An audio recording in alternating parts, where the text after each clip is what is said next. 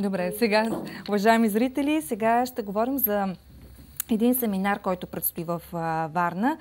Темата на този семинар е всичко, което бихте искали да знаете за Корея, но е нямало кого да попитате. Един семинар, който ще се проведе на 11 и 12 юли в Младежкия дом във Варна.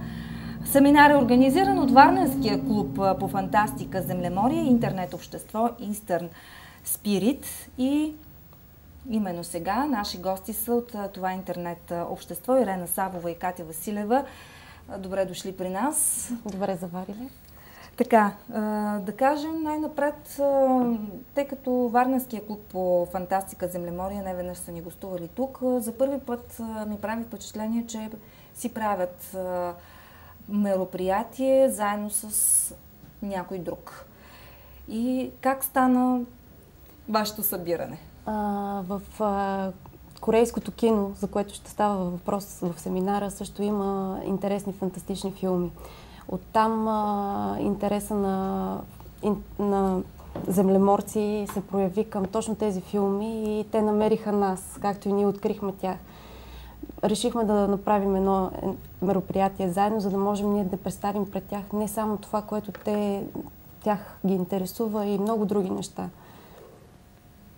Той взаимно си помагаме в случая. Те са наши домакини. И ние се възползваме от тяхната помощ, за да можем да представим това, което нас ни интересува и което нас ни вълнува и което ни събира в този форум. И съответно се надяваме тези взаимни прояви да продължат. Така че и Аквалония ни предстои, отново с тях, отново ще се представим там, защото може би в далекоизточната философия, в техните приказки, в техните легенди, митови има много интересни неща, които точно това общество, землеморие, което се интересува от фентази, нали, кино, книги, философия, това ги прилича. И това е всъщност, което и ви свързва. И това ни свърза, да. Така, сега за семинара конкретно. Какво ще представлява този семинар? Доколко ще бъде отворен за хората, които ще се позаинтересуват от темата за корейското кино, за корейската въобще изкуство? Какво ще представлява? Надяваме се да... Той всъщност самата проява е отворена и всеки, който проявява интерес и го интересува това, дори от чисто любопитство може да ще бъде добре дошъл и се надяваме да ни посети. Значи, това специално темата за Корея и това, което нас ни интересува и което и другите биха проявили интерес към Корея, не само като към киното, но и като държава, като култура, като традиции, като философия, като спорт. Стана съвсем спонтанно. Имаме в нашия форум, в нашето интернет общество, имаме българи, които живеят в Корея, които общуват чрез форума с нас, поделят това, което те като българи там усещат, нали, в съвсем друга среда, това, което им прави впечатление, това, което ги е развълнувало и което ги е впечатлило.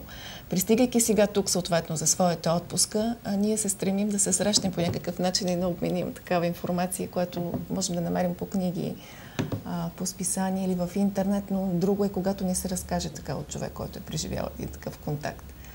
Затова така спонтанно се роди тази идея за Корея. Ние смятаме да продължим тематично. Япония е също много интересна държава, която ни интересува и като култура, и като кино, и като философия също за Китай, така че това едва ли ще бъде единственото, на което ще се спрем, нали, съответно само Корея.